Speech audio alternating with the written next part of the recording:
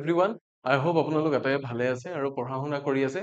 আমি ইয়াৰ আগতে যিখিনি পঢ়িলো তাৰ পিছৰ পৰা আমি সিধা টেন্সৰ ফালে আহিছো এইটো এটা ইম্পৰ্টেন্ট টপিক গ্ৰামাৰত যিমান বস্তু আপোনালোকে পাব ইয়াৰ পিছত যিমান টপিকছ আপোনালোকে পাব যি যি কোৱেশ্চন সলভ কৰিব টেন্সটো আটাইখিনিতে দৰকাৰী হ'ব সেন্টেন্সেছ হওক বা ভইচ হওক বা নেৰেশ্যন হওক যিকোনো ক্ষেত্ৰতে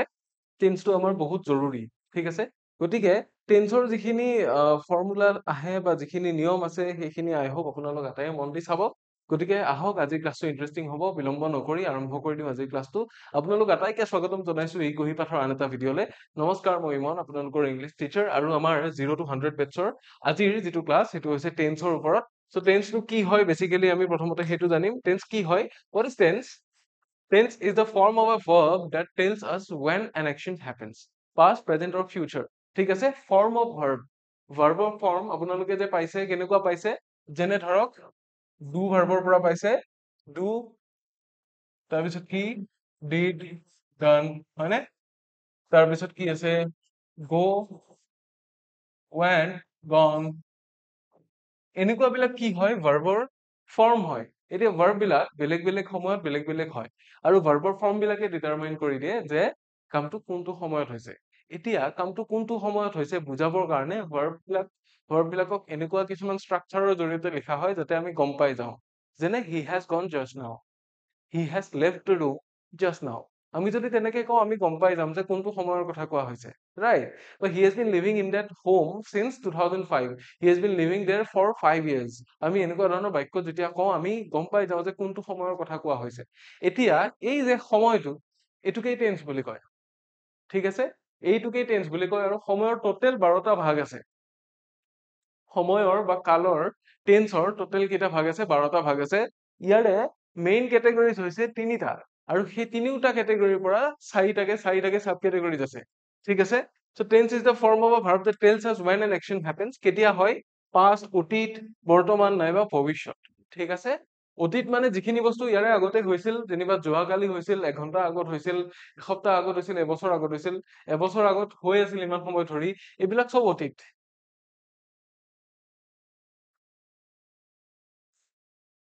আকৌ বৰ্তমানে হোৱা যেনে সি সদায় অমুকটো কৰে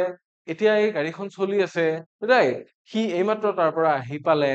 ৰাইট সি যোৱা 10 বছৰ ধৰি এখন স্কুলত পঢ়ি আছে বা 5 বছৰ ধৰি এইটো অফিচত কাম কৰি আছে এইবোৰ হৈছে কি বৰ্তমান যিবোৰ বৰ্তমান বা এই সময়ত চলি থকা আৰু কিছুমান আছে ফিউচাৰ যিখিনি এতিয়াও হোৱা নাই কিন্তু we are planning for that or we are expecting all that to happen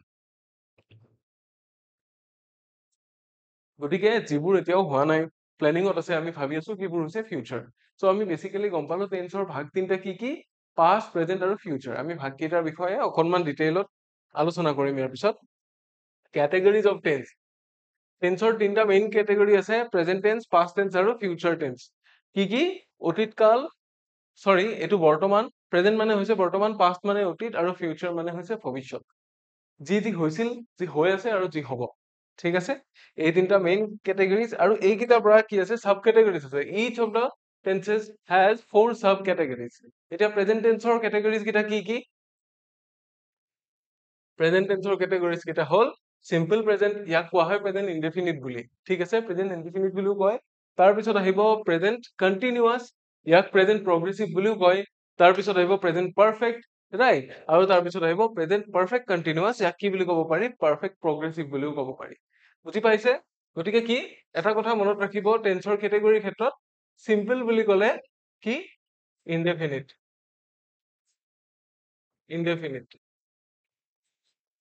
আৰু কি হয় কন্টিনিউয়াস বুলি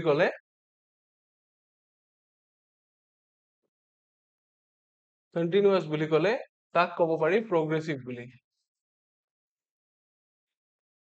এটো মনত ৰাখিব প্ৰগ্ৰেছিভ ঠিক আছে তেনেকে পাষ্ট টেন্সৰো চাৰিটা ভাগ কি simple past past continuous past perfect আৰু পাষ্ট পাৰফেক্ট কন্টিনিউয়াস তাৰ পিছত আহিব ফিউচাৰ টেন্স ফিউচাৰৰ তেনেকে চাৰিটা ভাগ কি সিম্পল ফিউচাৰ বা ফিউচাৰ ইনডেফিনিট ফিউচাৰ কন্টিনিউয়াস বা ফিউচাৰ প্ৰগ্ৰেছিভ তাৰ পিছত আহিব ফিউচাৰ পাৰফেক্ট আৰু অৱশেষত আহিব ফিউচাৰ পাৰফেক্ট কন্টিনিউয়াস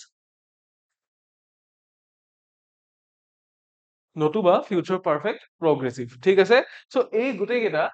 কি হয় 12টা টোটেল ভাগ আছে আপোনালোকে দেখিলে টোটেল সাব কেটেগৰিজ কেইটা 12টা কেইটাৰ পৰা হৈছে তিনটাৰ পৰা হৈছে তিনটা মেইন কেটেগৰিজ আছিল পাষ্ট প্ৰেজেন্ট ফিউচাৰ তাৰ পৰা চাৰিটা চাৰিটাকে কি ওলাইছে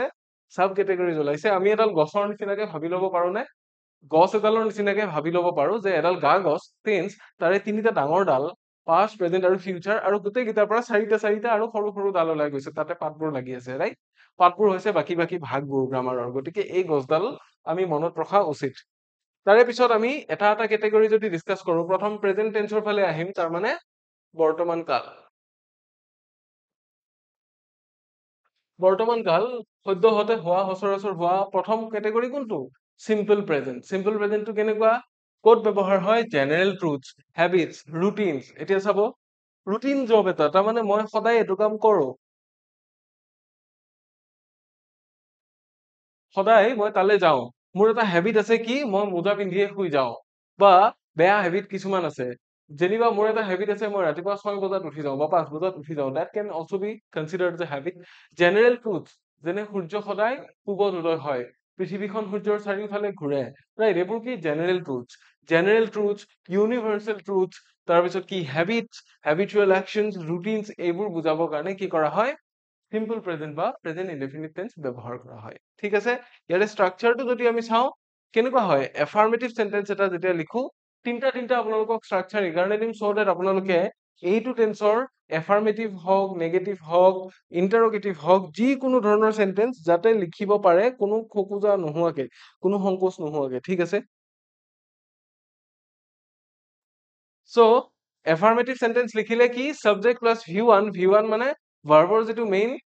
ফৰ্ম হেতুৱে তাৰ পিছত কি আহিব V1 plus S or ES subject plus V1 or V1 plus S by ES কেতিয়া হয় এইকেইটা কেতিয়া হয় when the subject is মই সেইকাৰণে আগতে পাৰ্চন আৰু নম্বৰ পঢ়ুৱাই লৈছো subject is কি হ'ব third person and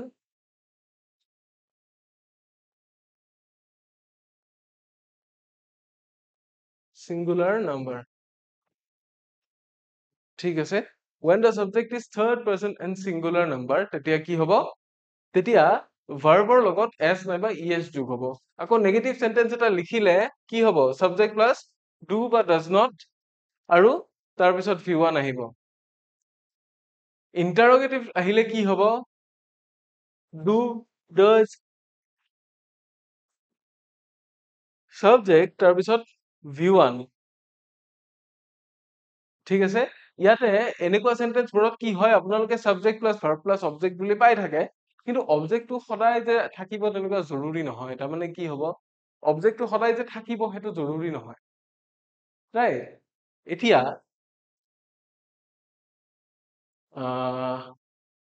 he goes বা he plays এনেকুৱা ধৰণৰ বস্তু ক'লে কি নাই অবজেক্ট যে লাগিবই তেনেকুৱা কোনো কথা নাই সি যায় আৰু ঠিক আছে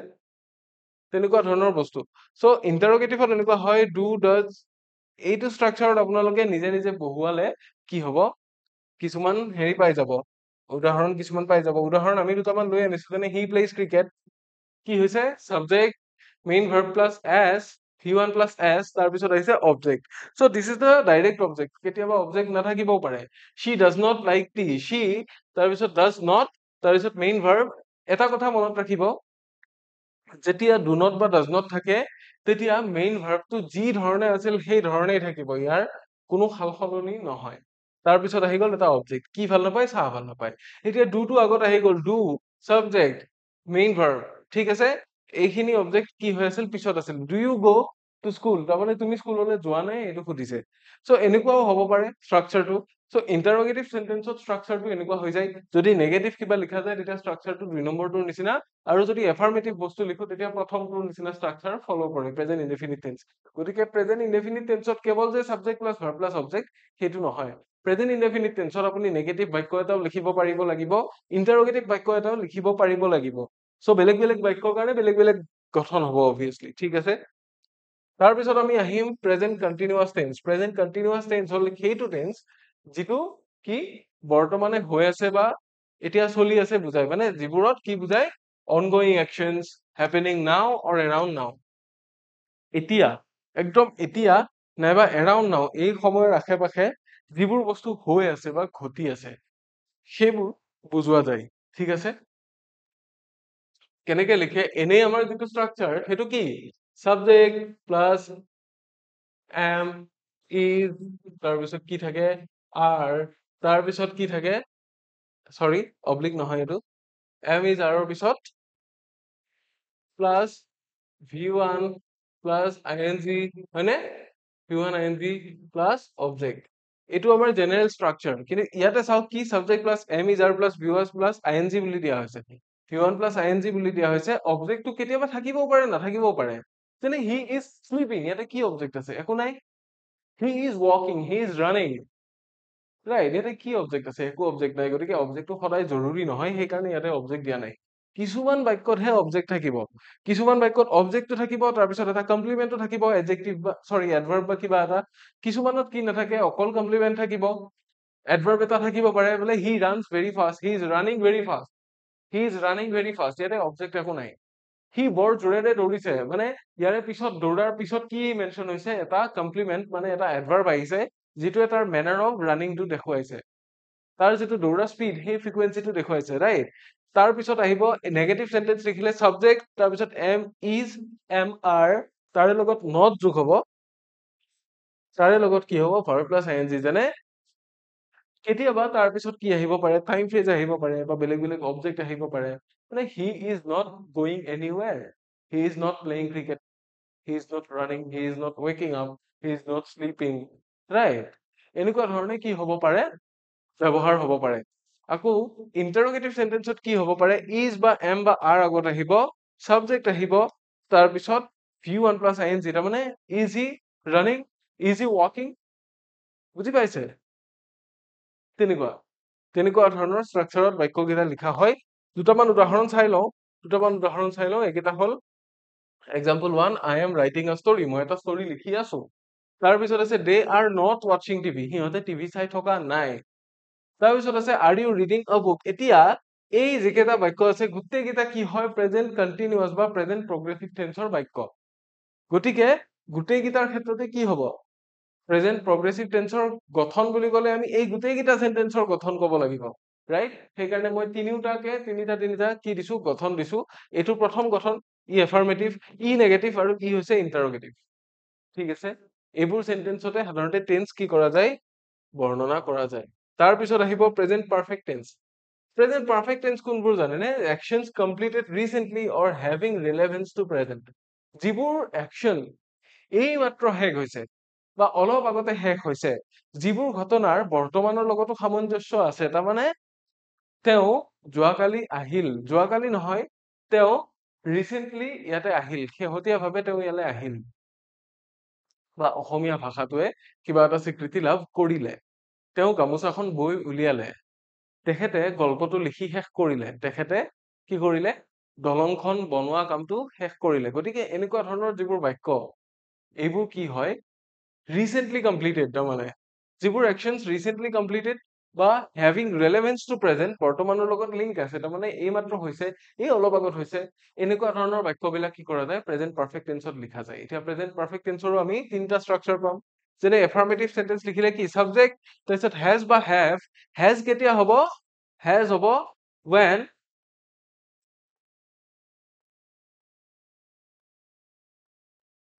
when the subject is third person singular number 3psn ঠিক আছে তাৰ পিছত আহিব v3 মানে হৈছে verb plus sorry v3 মানে হৈছে এই যেটো লাষ্টৰ যেটো আছিলে মানে go and gone ইয়াতে যেটো পাইছিলে আমি যদি কাউন্ট কৰো এই লিস্ট কেটা কি এটো কি বেসিক বা প্ৰেজেন্ট ফৰ্ম এটো পাস্ট ফৰ্ম আৰু এটো পাস্ট পাৰ্টিসিপল এইটো কোৱা হয় v1 এইটো v2 আৰু এইটো কি কোৱা হয় v3 তো he has gone ঠিক আছে they have come এনেকে আমি ক'ব পাৰো he has done it so এনেকে কোৱা হয় আকৌ যেতিয়া নেগেটিভ কম তেতিয়া সাবজেক্ট থাকিব তাৰ পিছত have বা has ৰ লগত not যোগ হ'ব যদি third person singular number has not হ'ব যদি বেলেগ পাৰসন বেলেগ নাম্বাৰ তেতিয়া হলে have not হ'ব তাৰ পিছত আহিব v3 ভাৰ্বৰ থাৰ্ড ফৰ্ম বা past participle form আহিব interrogative sentence হলে আকৌ have বা has টো আগত আহিব subject টো তাৰ পিছত আহিব তাৰ পিছত v3 আহিব আৰু question mark আহিব বুজি পাইছে এতিয়া present perfect tense ৰ এই তিনিওটা গঠনৰ বা এই তিনিওটা category of sentence আমি এই তিনিটা উদাহৰণৰ থ্ৰুৰে চাম উদাহৰণ কেইটা কি কি she has written a letter she subject has আহিলে because she to third person singular number এইটো কি হয় এইটো v3 and a letter is an object কেতিয়াবা object থাকিব কেতিয়াবা নাথাকিব object টো সদায় mandatory নহয় সেইকাৰণে আমাৰ structure টো লিখি দিয়া হোৱা নাই আকৌ কি আহিছে then আহিছে subject have not v3 the film is an object ঠিক আছে এইটো হল object এতিয়া প্ৰায়বোৰ বস্তুতে object থাকে কিন্তু সদায় object থকাটো জৰুৰী নহয় সেইকাৰণে টেন্সৰ গঠন মনত ৰাখোতে আপোনালোকে অবজেক্টটো লগত সদায় মুখস্থ কৰি নলব অবজেক্টটো কেতিয়াবা থাকিব কেতিয়াবা নাথাকিব ই এটা সাবজেক্টিভ মেটাৰ ঠিক আছে অবজেক্টটো কেতিয়াবা থাকিব কেতিয়াবা নাথাকিব ই এটা সাবজেক্টিভ বস্তু গতিকে ই সদায় যে থাকিব তেনেকুৱা কোনো মানে নাই কোনো তেনেকুৱা মিনিং নাই have you eaten lunch ঠিক আছে তুমি লাঞ্চ কৰিলা নে have you eaten lunch so have আগত আহি গল তাৰপিছত আহিল সাবজেক্ট তাৰপিছত আহিল v3 আৰু তাৰপিছত আহিল object right so interrogative sentence হৈ গল এইটো হৈ গল negative sentence আৰু এইটো হৈ গল কি affirmative sentence এনেকুৱাকে কি কৰা যায় structure বিলাক লিখা যায় আৰু structure অনুসৰি কি কৰা যায় এনেকুৱা structure অনুসৰিয়ে বাক্যবিলাক লিখা যায় এইটো টেন্সত ঠিক আছে সো আমাৰ আলোচনা কৰিবলগীয়া এইখিনিয়ে প্ৰেজেন্ট পাৰফেক্ট টেন্স এনেকুৱা ইয়াৰ পিছত আমি যাম প্ৰেজেন্ট পাৰফেক্ট কন্টিনিউয়াস টেন্স এইটো সাংঘাতিক এটা টেন্স এইকাৰণে কোৱা যায় actions that started in the past and still continuing মানে এতিয়াও হৈ আছে কিন্তু তাৰ আৰম্ভণিটো অতীততে হৈছিল যেনিবা CID চিৰিয়েলখন আজি ইমান বছৰ ধৰি চলি আছে টেলিভিছনত ৰাইট তেওঁলোকে এখন চিনেমা বনাইছে চিনেমাখন যোৱা দুবছৰ ধৰি শ্বুটিং চলিয়ে আছে এতিয়াও শ্বুটিং চলি আছে ৰাইট আৰু কি কি হ'ব পাৰে বোলে যোৱা 5 বছৰ ধৰি তেওঁ ডায়েৰিয়াত ভুগি আছে নহয় বাৰু 5 বছৰ ধৰি ডায়েৰিয়াত কোনে ভুগিব যোৱা 3 দিন ধৰি তেওঁ ডায়েৰিয়াত ভুগি আছে যোৱা 2 দিন ধৰি বৰষুণ হৈ আছে তাৰপিছত তেখেতে 5 বছৰ ধৰি এই মাটি টুকুৰাত বাস কৰি আছে তেখেতে 1995 চনৰ পৰাই এই পৃথিৱীত কি কৰি আছে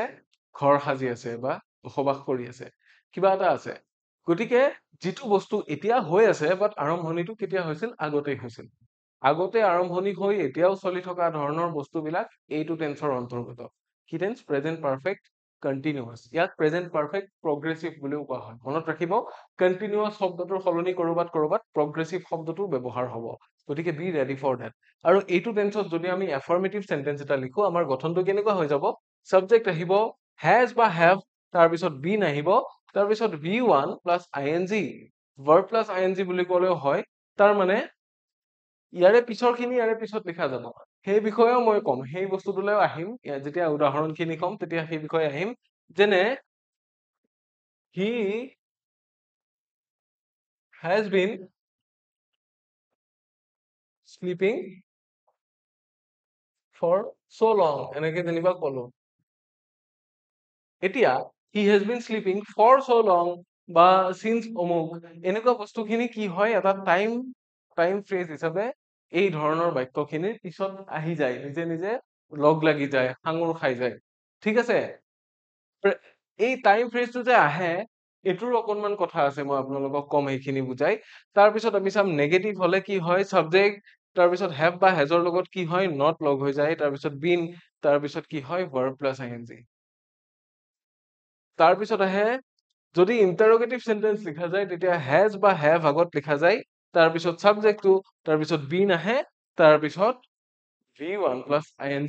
গতিকে এই স্ট্ৰাকচাৰ কেইটা আপোনালোকে মনত ৰাখিব সো দ্যাট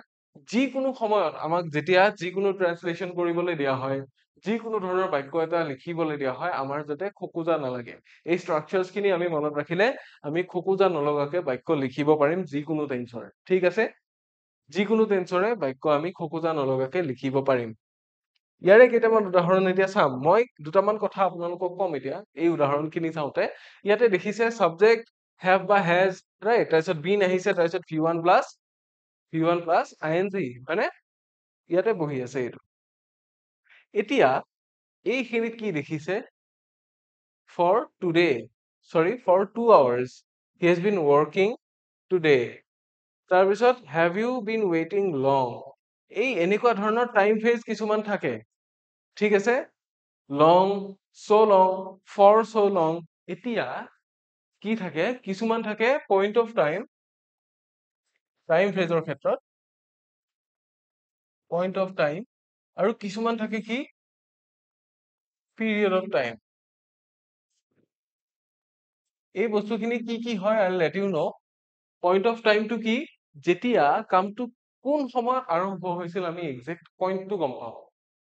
আমি গম পাইছো যে কামটো কি অতীতত আৰম্ভ হৈ এতিয়াও চলি আছে, বাট when we are so sure of the beginning point, যিটো পইণ্টত কামটো আৰম্ভ হৈছে সেই এক্সাক্ট কামটোৰ পইণ্টটো যদি আমি গম পাওঁ, যেন বোলে 3 বজাৰ পৰা এই চিনেমাখন চলি আছে, 2 বজাৰ পৰা মানুহজন শুই আছে, 10 বজাৰ পৰা বৰষুণ দি আছে, আজি ৰাতিপুৱাৰ পৰা বৰষুণ দি আছে, so those are the exact points when it started to happen, when it began, ঠিক আছে? But sometimes we are only told for how long it has been going on, ঠিক আছে? কিমান সময় ধৰি এইটো হৈ আছে সেইটোহে আমাক কোৱা হয় কেতিয়া period of time বুলি সেইটোকে কয়। যেনে কি I have been studying for 2 hours. ইয়াতে মই 2 ঘণ্টা ধৰি পঢ়ি আছো বুজোৱা হৈছে, বাট মোক কোৱা হোৱা নাই যে মোৰ 2 ঘণ্টাটো 1টা বজাত আৰম্ভ হৈছিল নে 10টা বজাত আৰম্ভ হৈছিল, বিকজ আমাক বিগিনিঙৰ পইণ্টটো ধৰি দিয়া হোৱা নাই। বুজি পাইছেনে? বিগিনিঙৰ পইণ্টটো যেতিয়া ধৰি দিয়া নহব, তেতিয়া সি কি হব, তেতিয়া সি হৈ যাব পিৰিয়ড অফ টাইম। কিয়, কিমান সময় ধৰি, সেই সময়কাল কিমান দীঘলীয়া এটা পিৰিয়ড ধৰি এই কামখিনি কৰি আছে সেই বস্তুটোহে বুজা যায়। গতিকে এয়াই হ'ল পইণ্ট অফ টাইম আৰু period of time. Point of time আৰু পিৰিয়ড অফ টাইম আমাক ইয়াৰ পিছতো লাগিব, বাকীকেইটা প্ৰেজেন্ট, বাকীকেইটা পাৰফেক্ট কণ্টিনিউৱাছ টেন্সতো লাগিব, be it past perfect continuous or be it future perfect continuous. চ' আজিৰ ভিডিঅ'টো চাই কেনেকুৱা পালে আমাক জনাবলৈ নাপাহৰিব। ইয়াৰে পিছত আৰু 2টা ভাগ আছে, যিটো পাষ্ট টেন্স আৰু ফিউচাৰ টেন্স, তাৰে গোটেই ভাগকেইটা আমি আপোনালোকক কম, ষ্ট্ৰাকচাৰ সৈতে, উদাহৰণ সৈতে কম। গতিকে আমাৰ ভিডিঅ'সমূহ চাই থাকিবলৈ নাপাহৰিব আৰু ছাবস্ক্ৰাইব কৰিব এই কুহিপাত চায়েন্স চেনেলটো। আৰু যদিহে আজি ভিডিঅ'টো চাই ভাল পালে তেতিয়াহ'লে লাইক কৰিব আৰু আমাক কমেণ্টত নিশ্চয় জনাব। ইয়াৰে পিছৰ ক্লাছত আপোনালোকক আকৌ লগ পাম বুলি আশা ৰাখিছো। Until next time, take care.